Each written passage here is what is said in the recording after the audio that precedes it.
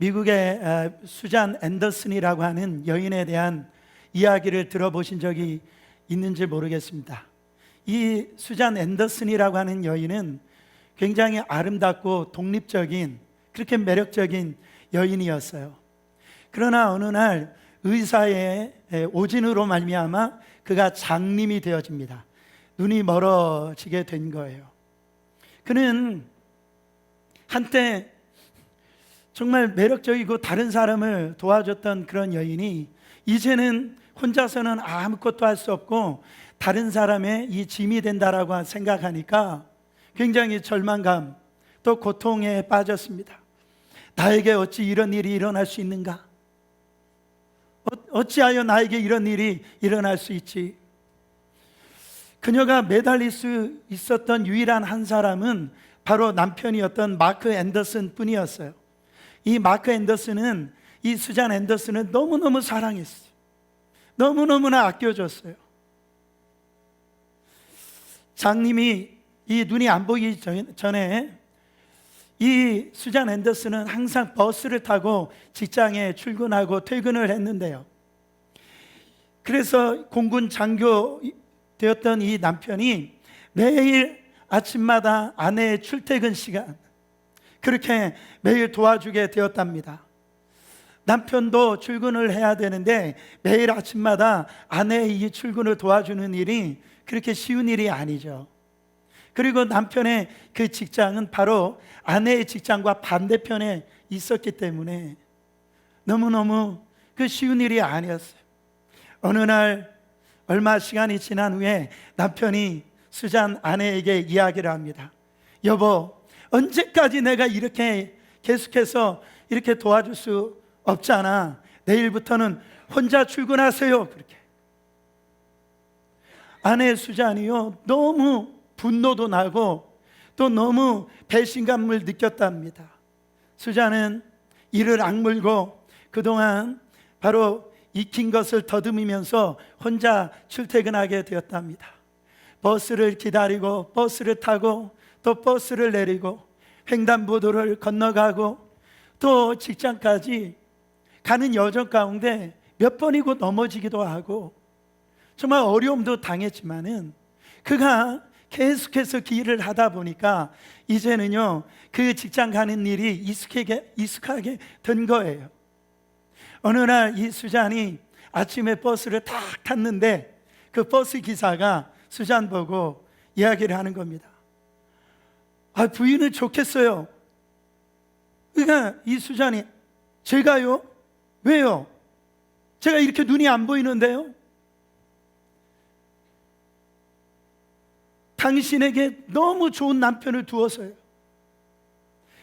매일 한결같이 부인을 살펴주고 있으니까요. 알고 보니까 그 부인이 버스를 타서 앉을 때 그 남편도 그 뒤에 앉아 있고 또 그 횡단보도를 건널 때도 그 남편이 다 지켜봐주고 또 직장에 들어갈 때 그 공군 그 제복을 입고 다 인사까지 다 하고 그렇게 보낸 거를 이 마크 앤더슨 남편이 그렇게 한 일을 이 운전기사가 다 본 거예요. 당신이 참 부럽소. 여러분, 우리가 살면서 때로는 이렇게 넘어지고 쓰러지고 또 서럽고 억울할 때가 있잖아요. 긁히고 상처나고 눈물과 이 고독 속에서 괴로울 때가 있잖아요. 그때마다 나의 등 뒤에서 누군가가 나를 지켜보는데요, 그 나를 지켜보시는 분은 사랑이 많으시고 또한 내 뒤에는 반드시 나를 도우시려고 하는 그 누군가가 있다라는 거죠. 오늘 말씀은 성전에 올라가는 시입니다. 이 이스라엘 사람들은 1년에 적어도 3차례는 예루살렘에 올라가야 돼요. 그래서 절기를 지켜야 됩니다. 그래서 이 먼 곳에서 이제 성전에 이 예배 드리러 참 가는 여정을 여러분 한번 생각을 해보세요. 그 먼 길을 여러분 혼자 간다라고 했을 때는 굉장히 고독스럽고 외로울 겁니다. 그러나 먼 길을 가장 빨리 가는 그런 지름길이 있는데 그건 뭡니까? 사랑하는 사람하고 함께 가는 길이 가장 지름길인 거죠. 여러분, 나의 도움이 어디에서 올까? 사람이 태어나서 일생을 살아가는 동안 혼자서 삶을 살지는 않습니다. 살면서 누군가의 도움을 받아야 되고요, 누군가와 함께 사랑 안에서 살아가야 된다라는 거죠. 하나님께서는 우리를 그렇게 창조하셨습니다.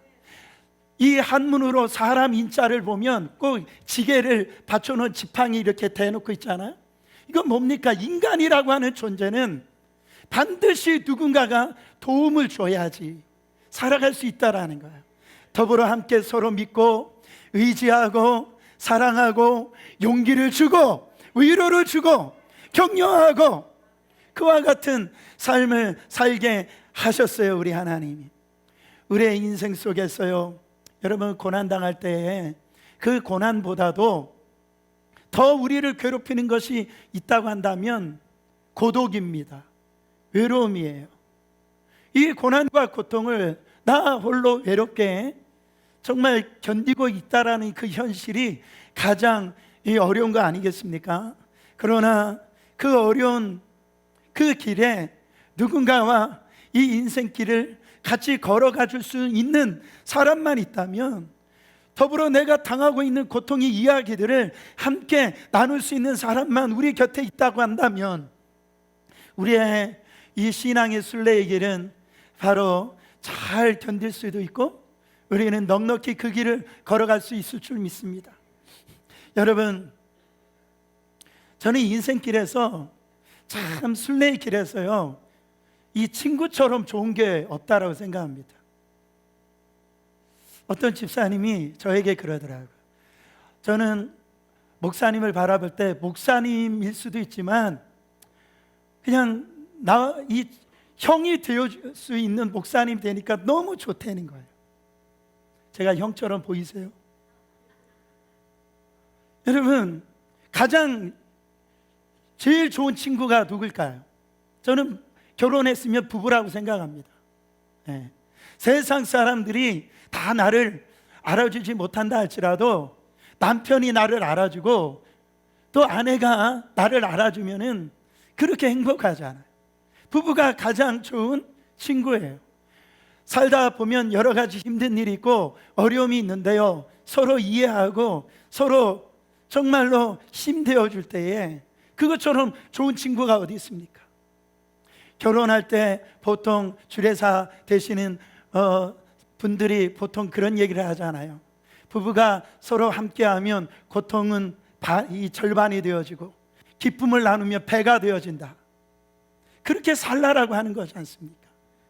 여러분, 정말 우리 인생에서 만약에 부부가 그런 관계가 안 되어진다고 한다면 그렇게 고통스러울 수가 없을 거라고 생각합니다. 제가 이런 얘기를 어느 잡지에서 어떤 글에서 제가 읽었는데요, 미식 축구, 그러니까 풋볼 코치의 이야기였어요. 이 풋볼 코치가요, 참 계속 이 성적이 안 좋은 거예요. 부진한 거예요.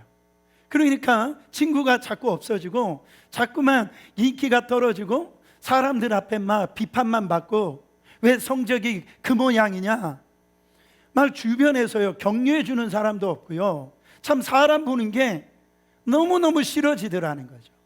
나중에는 사람들이 자기를 쳐다보지도 않고 언제 이 감독에서 해고되느냐 기다리고만 있었더라는 거죠. 이 사람의 마음은 너무너무 고통스럽다는 거죠. 너무너무 힘들었다라는 거죠. 자기를 환영해 주는 사람도 없고 자기를 갖다가 반겨주는 사람도 없었는데, 그 어느 날 보니까 자기를 반겨주고 자기를 정말로 이렇게 환영해 주는 한 존재를 만났대요. 터벅터벅 하고 집에를 가봤더니 개만 꼬리를 흔들고 꼬리를 치면서 자기를 환영하고 자기를 반겨줬답니다. 어느 날 보니까 자기 와이프도요 자기를 싫어하는 게 느껴졌대요. 자기를 싫어하는 그 와이프를 향해서 이런 얘기를 했대요. 여보, 인생에서 나는 정말 내 마음을 알아주고 외로움을 알아주고 함께하는 그 친구 같은 존재를 발견했다. 내가 이런 일을 당해보니까 우리 집에 이 개밖에 없더라는 거야. 그러면서 슬쩍 와이프를 이렇게 쳐다보면서 내가 이런 친구 한 사람만 더 있으면 내 인생에 아무리 어려운 상황이더라도 내가 돌파해 나가고 극복해 나갈 수가 있을 것 같소. 그가 빙그랗게 웃으면서 아내를 이렇게 쳐다봤대요. 그 아내가 하는 말이, 아이 그래요? 알았어요. 오케이, 알았어요. 그래서 그러더니 얘기를 듣고 다음 날에 저녁에 딱 들어가 봤더니 그날 저녁에 아내가 개 한 마리 더 사왔더래요.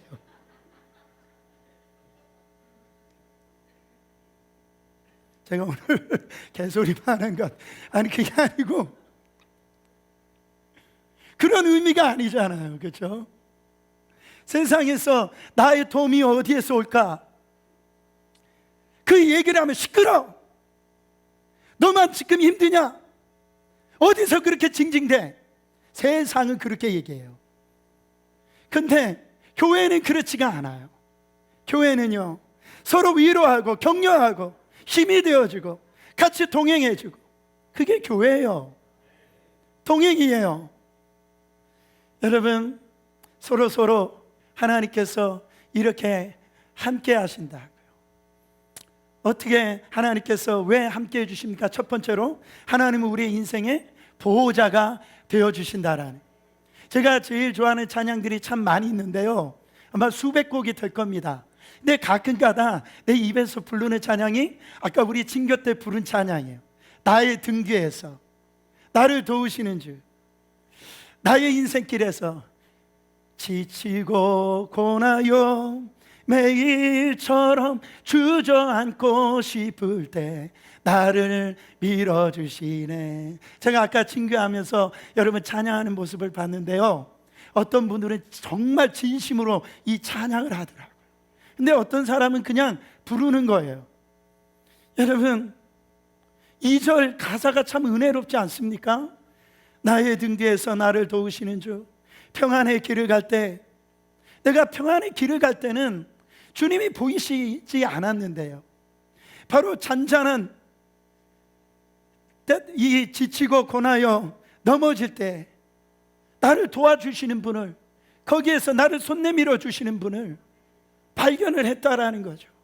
여러분, 결정적인 순간에 내가 지치고 고나고 살고 싶지 않을 때에 어느 순간에 보니까, 내가 뒤돌아보니까요, 그 손 내밀어 주신 하나님이 계셨다, 나를 도와주시는 분이 계셨다라는. 이 시편의 저자는요, 행복한 사람이에요. 2절에 바로 누군지를 알고 있었기 때문에 그래요. 나의 도움이 어디에서 올까? 그 도움이 어디에서 오는지를 알았단 말이죠. 여러분, 힘드시잖아요? 요즘 얼마나 힘이 드십니까? 아이들 키우는 것도 힘들고, 회사 생활하는 것도 힘들고, 사람 비유 맞히는 것도 힘들고, 그렇잖아요. 이 말을 바꿔서 얘기를 하면, 나의 도움이 어디서 오지 도대체? 이 말을 바꿔하면 나를 도와줄 수 있는 사람이 없나, 이렇게 찾아보는 거예요. 여러분, 이런 질문을 할 때 대답은 두 갈래로 갈려집니다. 나의 도움은 천지를 지으신 하나님께만 있습니다. 이게 신자의 힘이에요. 근데 세상은 그 답을 할 수가 없네요. 나를 도와주신다라는 거. 여러분, 이 시편은 순례자의 시라 그랬어요. 예루살렘 성전을 향해서 수많은 사람들이 이제 그 성전을 향해서 갈 때예요. 생각해 보세요. 이스라엘은 낮에는 정말 그 태양빛이 너무너무 뜨겁습니다. 또 밤에는요, 몸이 추울 정도로, 얼어 죽을 정도로 추운 동네예요. 그리고 지금처럼 그렇게 도로 사정이 좋은 환경이 아니었죠. 또 지금처럼 그렇게 치안이 좋지 않죠. 강도가 어느 때 나와서 내가 생명이 어떻게 될지 모른다고요. 여러분, 그런 환경 가운데 있어서 자, 이제 예루살렘 성전에 다 왔을 때, 그때 여러분 거기까지 안전하게 오게 하셨던 그 하나님은 누가 나를 이렇게 여기까지 도착하게 만들었는가? 그 고백을 하는 거예요. 그래서 3절부터 8절까지 그 짧은 구절 안에 그 나의 생명을 지켜 주신 분은 누구신가를 표현하고 있는데 6번이나 나를 지키셨다. 누가? 하나님이 나를 지키셨다. 여러분 3절부터 8절까지 한번 봉독합니다. 여호와께서 너로 실족치 않게 하시며 너를 지키시는 자가 졸지 아니하시리로다. 이스라엘을 지키시는 자는 졸지 아니하시고 주무시지도 아니하시리로다. 5절 여호와는 너를 지키시는 자라. 여호와께서 내 우편에 내 그늘 되시나니. 6절 낮에 해가 너를 상치 아니하며 밤의 달도 너를 해치 아니하시리로다. 7절 여호와께서 너를 지켜 모든 환난을 면케하시며 또 내 영혼을 지키시리로다. 8절 여호와께서 너의 출입을 지금부터 영원까지 지키시리로다. 이런 말씀은 외워버려야 돼요. 우리의 인생길에서 이 말씀이요 그냥 나올 수 있도록 외우면 능력이 되는 겁니다. 무려 6번이나 우리가 예수 믿고 하나님을 영접하면 우리의 삶의 질이 바뀌어지는데, 어떻게 바뀌어지느냐? 나를 돌보시고 나를 지켜주시는 분이 계심이 믿어지는 거예요. 나의 보호자가 있다라는. 제가 매일 새벽에 일어나서 새벽마다 먼저 기도할 때 주님을 불러요. 아버지, 주님, 이렇게 불러요. 주님을 부르는 것은 주여 나를 책임져 주세요. 지켜주시는 분은 우리 주님이십니다. 어떤 날 저도 힘들고요 정말 무거운 날이 있어요. 그럴 때 새벽에 우리 주님을 딱 이렇게 목 놓아 부르면 몇 번 가기 전에 오늘 정말 나에게 주신 하나님의 평강과 오늘 살아가야 될 그 기대감을 하나님께서 나에게 부어주세요. 하나님이 나의 인생길을 지켜주시고 오늘 또 나를 책임져 주신 이것이요 내 안에 이 강물처럼 흐른다라는 것. 순례의 길에서 여러분 많은 어려운 환경 가운데 있을 때 우리가 저 철로 역정에 가는 그 신자와 크리스찬과 같이 이제 주님 만날 그때까지 우리는 그 신앙의 길을 걸어갈 때에 우리에게 힘이 되는 게 뭡니까? 우리에게 위로가 되는 게 뭡니까? 주님은 나의 보호자가 되어주신다, 나를 지켜주신다라는. 어떤 집사님이요 아내가 갑자기 쓰러진 거예요. 그래서 응급실로 이렇게 실려갔는데 수술을 이렇게 앞두게 된 겁니다.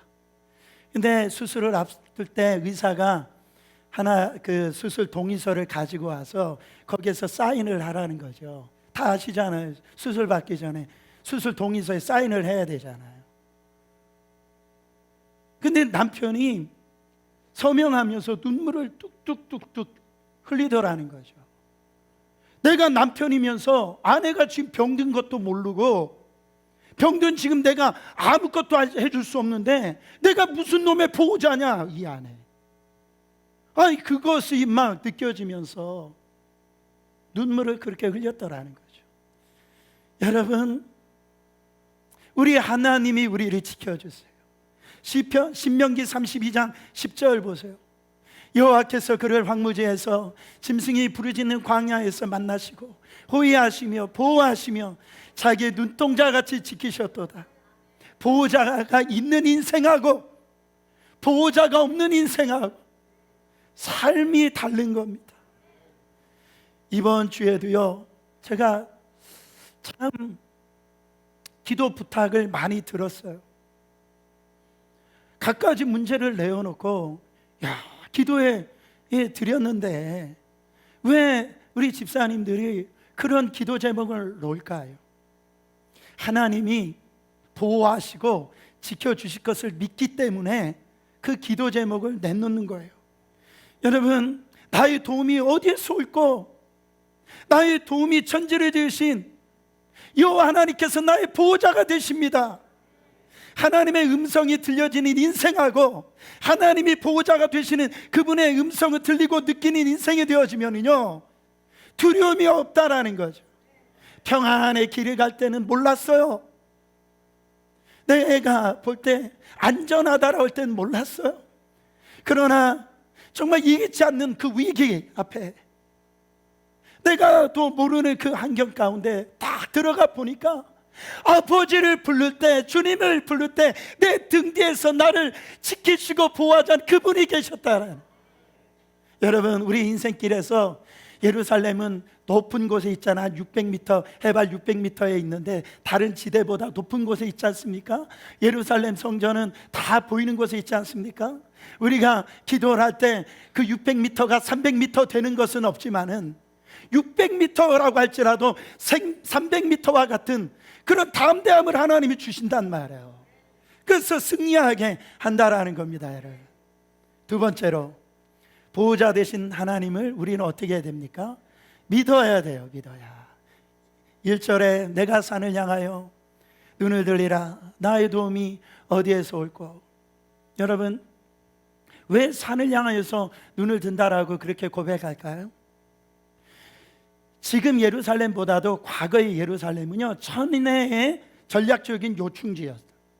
산들로 다 둘러싸여 있어서 적들로부터 공격을 받을 때에도 안전하게 지킬 수 있는 그런 곳이 바로 예루살렘 성전이 그곳 안에 있는 거예요.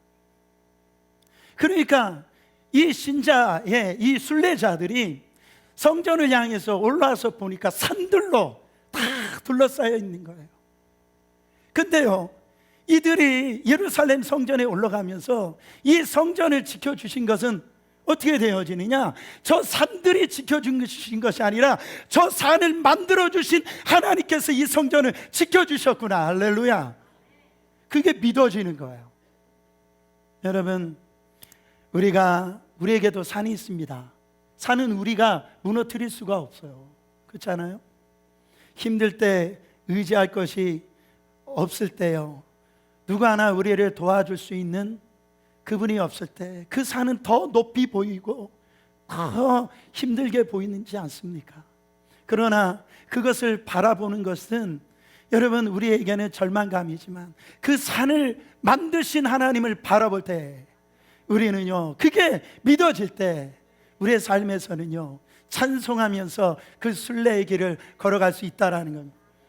여러분, 정말 우리는 누구를 믿고 살아야 되죠? 여러분 보세요. 그렇게 건강했던 남편이 그냥 쓰러지는 거 보세요. 그렇게 정말 가정을 책임져 줬던 부모님이 어느 순간에 그냥 픽 쓰러지는 걸 보세요. 요즘에요, 저희 나이 또래 제가 알고 있는 분도 그랬는데요, 갑자기 심근경색으로 그냥 심장이 그냥 굳어져서 그날 그냥 아주 주님 앞에 나가는 분들 참 많이 있더라고요.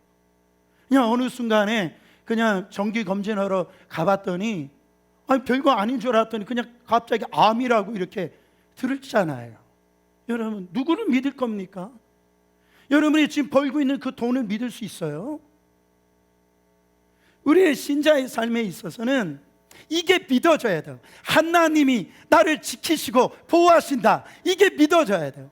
세상 일을 당해보면요, 이게 안 믿어지는 거예요. 왜 하나님이 나에게 이렇게 하실까? 왜 이렇게 고통스럽게 하실까? 왜 이렇게 힘들게 하실까? 안 믿어지는 거예요. 그러면 두려움 속에 사는 겁니다. 여러분, 나의 도움은 천지를 지으신 여호와에게서로다. 하나님이 어떤 분입니까? 하나님은 우주 만물을 창조하신 하나님이에요.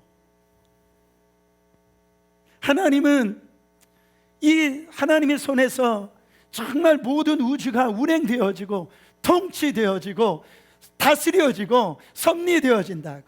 우리 하나님은 우리의 머리털 하나까지도 세시는 하나님이시라고요. 그 하나님이 정말로 계시는데 우리의 눈이 어디에다 두느냐가 너무너무 중요하다고요. 사랑하는 여러분, 사람은 무엇을 바라보느냐에 따라서 승패가 결정됩니다. 여러분, 우리의 눈이 중요한 거예요. 창세기 15장에 보면은 아들이 없어 낙심하고 있는 아버지가 나오는데 아브라함입니다.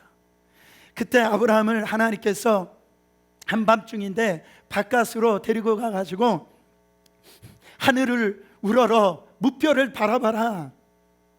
네가 저 별 셀 수 있어? 내 자손의 이와 같이 내가 많게 해줄게. 여러분, 아브라함을 통해서 하나님은요, 낙심하고 있는 이 아브라함을 통해서 하나님은 아무 일도 할 수가 없는 거예요. 하나님은 지금도 살아계시고 저 별들과 같이 이 아브라함의 자손을 갖다가 많게 하실 수 있는 분이신데, 그것을 믿지 못한다고 한다면 아무것도 할 수가 없다라는 거죠.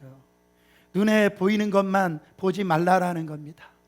하나님과 하나님의 그 약속을 바라보라는 거죠. 하나님은 반드시 하나님의 약속을 지킬 것이고, 여러분, 이것이 믿어지지 아니하면 아무런 유익이 없다라는 거죠. 여러분, 왜 신앙생활을 하고 있습니까? 이 하나님이 믿어질 때 신앙생활을 할 수가 있는 거예요. 출애굽한 이스라엘 민족이 홍해 앞에 섰어요. 그때 이스라엘 사람들이 저 출렁거리는 홍해 앞에서 다 마음이 무너집니다. 그러면서 그들이 이렇게 원망불평하잖아요. 이제는 다 죽었구나. 모세를 향해서 원망하는 얘기를 합니다. 우리가 애굽에 매장지가 없어가지고 우리를 끌고 나와서 이렇게 죽게 하느냐. 차라리 애굽 사람 섬기면서 노예로 사는 것이 이 광야에서 죽는 것이 더 낫다. 원망 불평을 이스라엘 사람들이 모세에게 하는 겁니다. 그때 모세가 뭐라고 합니까? 너희는 두려워 말고 가만히 서서 여호와가 행하시는 구원을 보라. 할렐루야. 여러분, 주님을 안 보니까 두려워하는 거예요. 주님을 안 믿으니까, 나의 시선이 주님 바라보지 않으니까 흔들리는 거예요. 그러니까 믿지 못하니까 막 두려움이 오는 거예요. 호들갑을 떠는 거예요. 다윗은 시편 62편 5절에 뭐라고 고백합니까? 나의 영혼아, 잠잠히 하나님만 바라라. 물은 나의 소망이 그로부터 나오는도다. 이것은 다윗이 다윗에게 지금 선포하는 거예요. 다윗이 속에 있는 다윗에게, 다윗아, 잠잠히 하나님만 바라봐라. 진짜 소망이 어디에서부터 오느냐? 하나님으로부터 오는 것이 아니냐? 여러분, 그거를 갖다가 선포하는 거예요. 다윗아, 하나님만 바라봐라. 여러분, 이 시간에 자기 이름을 한번 넣어서 한번 고백해 보세요. 내 영혼아 대신에 박윤선아, 이렇게 여러분의 이름, 제 이름 부르지 말고 여러분 이름 넣고 시작. 박윤선아, 잠잠히 하나님만 바라라. 한 번 더. 박윤선아, 잠잠히 하나님만 바라라. 그렇게 가지고는 안 돼요. 선포하는 거예요. 막 고난이 올 때, 나에게 어려움이 찾아올 때, 내 마음에 막 두려움이 찾아올 때, 그때 주님을 향해서 내 속에 있는 영혼을 향하여 주님만 바라봐야지, 또 주님을 의지해야지. 여러분, 정말 문제가 많고 사고가 많고 재난도 많은 세상이지만 어려운 일을 바라보면 큰일 나는 거예요. 불안한 이유가 뭡니까? 흔들리는 환경, 변하는 이 환경을 계속 바라보니까 불안해질 수밖에 없는 거예요. 이게 믿어져야 됩니다. 하나님이 나를 보호하시고 하나님께서 나를 지키신다. 마지막으로, 보호자 하나님은 영원까지 우리를 지키십니다. 3절에 보세요. 여호와께서 너를 실족하지 않게 하시며 너를 지키시는가 자가 어떻게 하신대요? 졸지 아니하신다. 4절 말씀 보세요. 이스라엘을 지키는 자는 졸지도 아니하고 주무시지도 아니하시리로다. 여러분, 여기에 눈에 띄는 흥미스러운 표현이 뭡니까? 우리 하나님을 말씀을 드릴 때 우리 하나님은 졸지도 아니하시고 주무시지도 아니하신다. 여러분, 하나님은요 매일 처리하세요. 하나님은 항상 깨어 계십니다. 우리의 기도를 언제나 들으세요. 우리가 기도할 때 하나님 앞에, 하나님이 지금은 전화를 받을 수 없습니다, 다음에 걸어주시길 바랍니다, 그렇게 하시는 분이 아니에요. 하나님은요, 졸지도 아니하시고 주무시지도 않다고요. 하나님은요, 정말 휴가도 없으세요. 늘 깨어 있어요. 하나님은 주야 교대 근무도 없어요. 하나님은 정말로 잠깐 눈을 붙이시는 일도 없어요.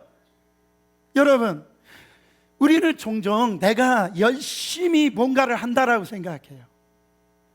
내가 하나님을 위해서 열심히 일한다라고 생각하는 분이 이 자리에서 있을 줄 모르겠습니다. 그러나 사실은 하나님이 우리를 위해서 열심히 일하시기 때문에 우리가 지금 이 자리에 있을 수 있는 것이잖아요. 우리가 열심히 일해서 여기 있는 것이 아니라 하나님이 열심히 일하셔서 우리가 이 자리에 앉아 계신다고요. 여러분, 하나님이 열심히 없다라고 한다면 보세요, 하나님이 이 우주 만물을 창조하시고 뒷짐지고 계신다고 보세요. 이 세상은 완전히 혼란스러울 것입니다.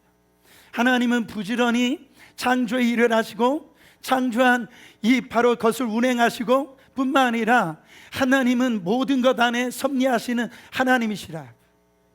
얼마나 열심히인지 몰라요. 우리 예수님은 어떻습니까? 복음서에 보면 주님은 항상 열심히 일하셨어요. 마가복음은 주님의 종됨을 기록한 복음이 마가복음인데요, 거기 예수님께서 요한복음 5장 17절에 보면 내 아버지께서 이제까지 일하시니 나도 일한다 그래요. 예수님은 열심히 일하셨어요. 밤낮 없이 일하셨는데 심지어 안식일에도 일을 하셨다. 사람들이 자기를 오해한다 할지라도 정말로 이 생명 살리는 일에 열심히 일하셨어요. 여러분, 주님은 지칠 정도로 일하셨습니다. 주님은 식사할 겨를도 없이 일을 하셨어요. 얼마나 일하셨으면 그 풍랑 가운데서도 춤을 주시기까지 그렇게 열심히 수고하셨단 말이에요. 예수님은 십자가의 고통 가운데서도 계시면서도 마지막 순간까지도 일하셨습니다. 좌우에 강도가 달려 있는데요, 강도를 향하여서 그 구원을 위하여 가지고 생명이 마치는 그때까지 이 구원을 위해서 일하신 걸 볼 수가 있어요. 여러분, 우리도요, 언제 이 생명이 주님께서 이 천국으로 인도하실지 모르지만은 예수님처럼 우리는 죽기 직전까지 일을 해야 됩니다. 돈 벌라고 그런 일 말고요. 어떻게 보면 여러 가지로 이렇게 일들 가운데 생겨서 우리가 정말 주님 앞으로 가는 그 순간에, 그때 얘들아, 예수 잘 믿어라, 너 하나님을 의지해야 돼, 마지막 정말로 영광스럽게 숨을 거두어야 돼요. 할렐루야. 마지막까지 일해야 되는 거예요.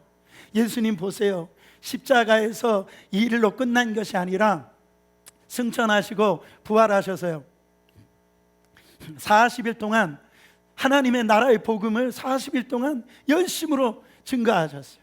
우리 하나님이 또 지금도 승천하셔서 하늘 보좌 우편에 앉아 계시는데요, 거기에서 이렇게 쉬고 계시는 것이 아니라 우리 하나님이 일하신단 말이죠.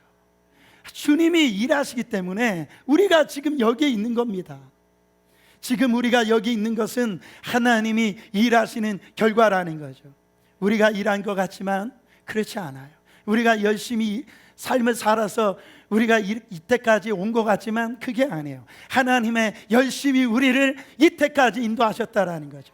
내게 한 게 아니라는 거예요. 하나님이 하셨다라는 거예요. 여러분, 사도 바울은 그것을 알았기 때문에 고린도전서 15장 10절 말씀에 읽습니다. 내가 나의 된 것은 하나님의 은혜로 된 것이니 내게 주신 그 은혜가 헛되지 아니하여 내가 모든 사도들보다 더 많이 수고하였으나 내가 한 것이 아니요 오직 나와 함께 하신 하나님의 보다 은혜로다. 내가 지금까지 다른 사람들보다 더 수고하고 그렇게 애를 썼던 것은 그거 내가 한 것이 아니고 내 안에 계신 그 주님이 나에게 열심을 주셨기 때문에, 힘을 주셨기 때문에, 그 은혜 부어주셨기 때문에 내가 다른 사람보다 수고한 것이지 이거 내 힘 아니었다 말이에요. 나와 함께 하신 하나님의 은혜였다라는 거예요. 빌립보서 4장 13절에 보면, 여러분, 내게 능력 주신 자 안에서 내가 모든 것을 할 수 있느니라. 할렐루야. 말이 뭡니까? 하나님이 능력을 주시지 아니하면 나는 아무것도 할 수 없다라는 거예요. 하나님이 나를 지키시고 보호하시지 아니하면 우리의 인생은요 정말로 아무것도 아니다라는 거예요. 하나님이 정말로 오늘 또 우리는 눕고 싶고요, 쓰러져서 절망 가운데 있고 싶지만, 이 절망 속에서 누워서 일어날 수 없는 그런 환경 가운데서 손을 잡고 일으켜 주시는 분은 우리 하나님이시라는 거예요. 그 힘이 있어야 일어나는 거예요. 그 은혜가 있어야 새로운 삶을 사는 겁니다. 여러분, 아무리 억만군을 갖다 준다라고 해보세요, 못 일어나는 거예요. 우리를 지키기 위하여서 우리 하나님은요 졸지 아니하시고 주무시지도 아니하신다. 이게 얼마나 우리에게 위로가 되어지고 힘이 되어집니까? 나도 자고 하나님도 자면 큰일 나는 거예요. 내가 무너졌는데 하나님이 발을 빼시면요 이거 끝나는 겁니다. 예? 우리는 수없이 무너지잖아요. 수없이 넘어지잖아요. 저는요 이럴 때 참 안타까워요. 참 제가 볼 때는 믿음이 있고 그 정도 되었으면 정말 어느 정도의 그 환난이나 어려움이 올 때 넉넉히 이길 수 있다라고 생각하는 그분이 참 이렇게 쓰러지고 정말 하나님을 바라보지 못할 때 너무너무 마음이 아픈 거예요. 아, 예수가 어디 있는 거예요? 예수가 이 믿음이 도대체 어디 있는 거예요? 그만 좀 뭐 이렇게 주님이 말씀하시는 것 같아요. 하나님이 왜 그렇게 우리를 지켜주실까요? 우리는 하나님의 소유된 백성이니까, 하나님의 자녀니까, 하나님이 피값으로 산 예수 그리스도의 아들을 죽음까지 내어주시고 우리를 살려주신 하나님의 자녀들이니까 하나님은 우리를 버리실 수 없는 거예요. 우리를 지키실 수밖에 없는 거예요. 하나님이 졸지 않으신다는 것은 무슨 의미가 또 있을까요? 하나님은 타이밍을 놓치지 않으신다라는, 1분만 끝나도 여러분 그 타이밍을 놓치면은 참 안 되는 경우들이 많이 있잖아요. 근데 우리 하나님은요 이 타이밍, 가장 이 중요한 때, 가장 필요할 때 하나님께서는 그 타이밍을 절대 놓치지 않으세요. 저는 에스더서를 보면은 여러분 보세요. 이스라엘 사람들이 이 하만이라고 하는 그 계략에 빠져가지고선 이제는 모르드게뿐만 아니라 모르드게에 있는 그 유대 민족이 이제는 다 몰살될 수밖에 없는 그런 환경에 빠져버렸다. 이제 내일이면은 저 높은 장대예요. 모르드게가 달려 죽고 이스라엘이 이제는 다 죽음을 당할 수 있는 그런 이제 왕이 선포해 버렸다라는 거죠. 에스더가 죽으면 죽으리라 하고선 이 왕 앞에 나가지고선 간절히 구할. 근데 신기하게도 그날 밤에 이 왕이요 잠이 오지 않는 거예요. 잠이 안 오는 겁니다. 신기하게도. 그리고 난 다음에 그 역사실록을 이 왕의 서재에서 이제 가져다가 불효해서 심심해서 읽게 되는 거예요. 그 읽다가 보니까 거기에 모르드게의 그 업적이 거기에 나오는 거예요. 여러분 그날 밤에 잠을 안 자게 하신 분이 누구십니까? 여러분 역사 그 책을 꺼내서 읽게 하신 분이 누구예요?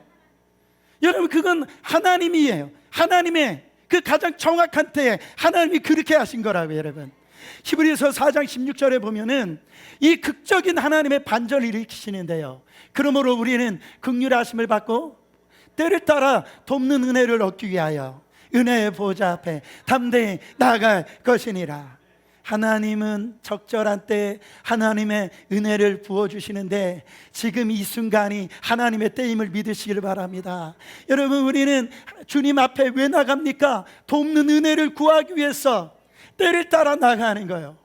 사랑하는 여러분, 주님의 약속은 어떤 사람들에게는 더디 이루어지는 것 같고, 또한 하나님은 참 답답하게 또 역사하시는 것 같지만은 아니에요. 우리 하나님은 온타임에 정말 졸지도 아니하시고 주무시도 아니하시고 그 타이밍을 놓치지 않는다고요. 본문 5절에 보면 여호와께서 내 오른쪽에서 내 그늘이 되신다 그랬어요. 여러분, 오른쪽 손이 닿을 수 있는 거기에서 도와주신다는 거 뭡니까? 가장 가까운 데서 우리를 지키시고 보호해 주신다라는 거예요.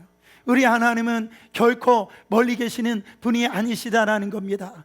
때때로 내가 뒤돌아보면 여전히 거기에 계시는 하나님, 내가 주님 앞에 엎드려 주님의 이름을 부르면은, 아버지를 부르면은 여전히 내 안에 계시고 나를 지키시고 보호하시는 주님을 우리는 여러분 발견하게 된다라는 거예요. 8절 말씀에 보면 그 주님께서 너의 출입을 지금부터 영원까지 지키시리로다. 할렐루야. 우리의 출입, 들어오고 나가는 모든 것을 주님이 지켜주신다라는 거예요. 지금부터 영원까지 지키신다라는 이 말은 바로 우리의 영혼을 영원까지 지키신다라는 그 말씀입니다. 저는 이렇게 비행기 이렇게 탈 때 보면 이륙할 때나 앉을 때는 꼭 기도합니다. 그 비행기가 이륙할 때, 이게 또 착륙할 때 가장 위험한 시간이라고 그러잖아요. 하나님, 이 이륙도 정말 잘 되게 해주세요. 이 마무리하는 이 착륙도 은혜 안에서 잘 되게 해주세요. 그렇게 기도하는 거죠. 여러분, 여호와께서 우리를 갖다가 날 때도 하나님께서 역사하시지만 우리가 죽음의 그 순간까지도 하나님이 지키시고 보호하신다라는 거죠. 영원까지 지켜주시는 우리 하나님이라는 겁니다. 사랑하는 여러분, 지난 세월 동안 하나님의 이 도우심을 얼마나 우리가 많이 받았습니까? 솔직히 발을 헛디디기만 해도 정말로 이 핸들을 그냥 잘못 꺾어도요, 우리는 오늘 이 자리에 있을 수가 없는 그런 존재라고. 그렇지 않아요? 우리의 사역과 일상 가운데서도, 우리의 가정 속에서도 하나님이 지켜주시지 아니었으면, 여러분, 하나님이 그 열심으로 우리를 지키지 않았으면 우리가 얼마나 실수가 많이 있습니까? 저뿐만 아니라 여러분도 하나님 안에서 얼마나 정말 실수가 많아요. 별별 실수를 다 하죠. 별별 연약함이 다 있습니다. 위험한 순간이 얼마나 많이 있습니다.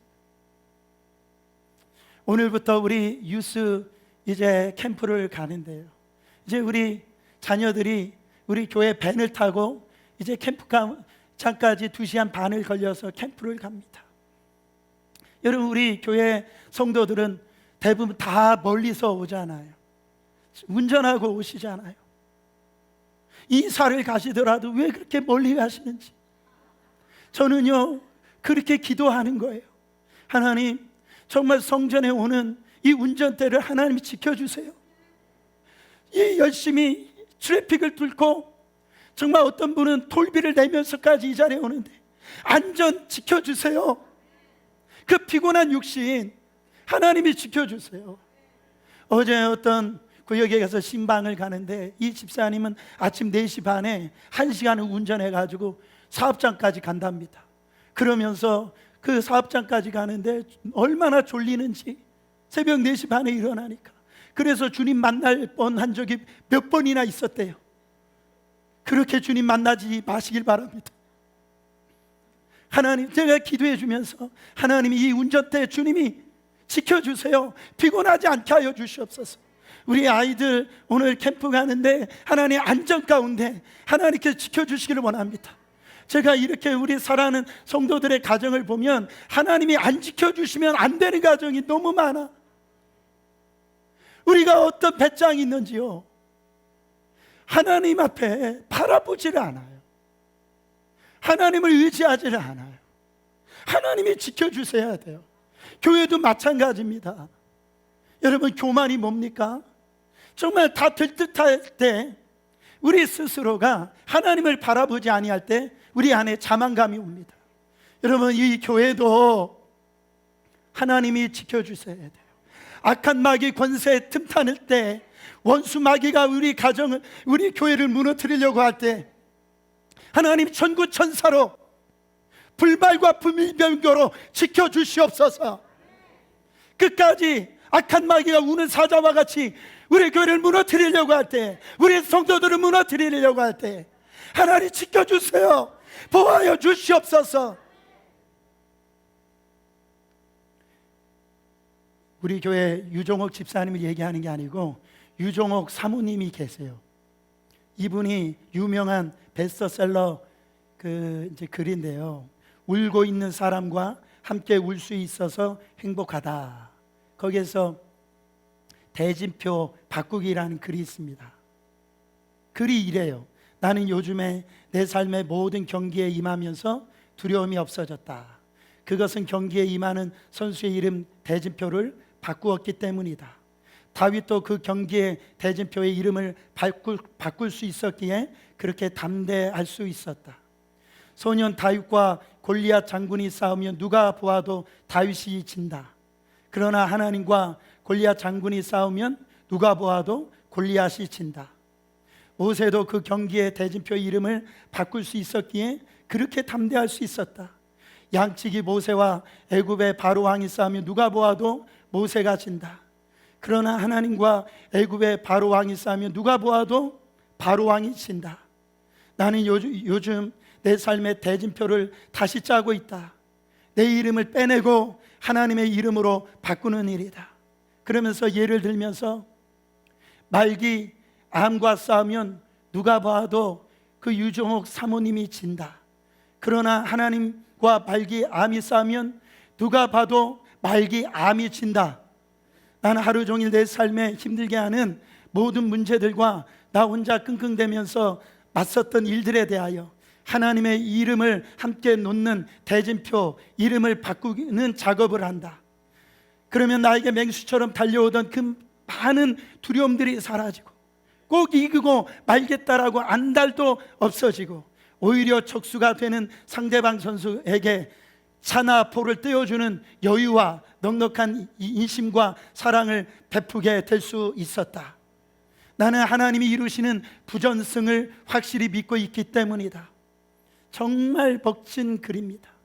여러분, 내가 싸우면은 우리는 승리를 못할 수 있지만 그러나 그 대진표 이름을 바꾸시란 말, 그 문제의 앞에 하나님의 이름으로 바뀌면 하나님께서 우리를 지키시고 우리를 보호해 주시면, 그 믿어지면 우리는 승리한다라는 거예요. 아무리 내 안에 어려운 환경이 있다 할지라도, 운명이 나를 덮을지라도 대진표를 바꾸시기를 바랍니다. 하나님이 대신 싸워주시면 승리하는 거예요. 하나님이 지켜주시고 보호해 주시면 우리는 넉넉히 승리하는 줄 믿습니다. 여러분, 어느 때까지 하나님이 지켜주신대요? 영원까지 하나님이 지켜주신답니다. 여러분, 오늘 또 우리 삶에 동행하는 그 주님, 우리가 지치고 고나여 넘어질 때 우리가 정말 그때 그 적소에 우리가 돌아보면 여전히 하나님은 계시고, 그 계시는 하나님이 우리를 도와주시려고, 우리를 지키시려고 여전히 우리 함께 동행하시는 우리 하나님을 여러분 오늘도 바라보시고 믿음으로 끝까지 나아가서 승리하시는 여러분 되시기를 예수 그리스도 이름으로 축원합니다.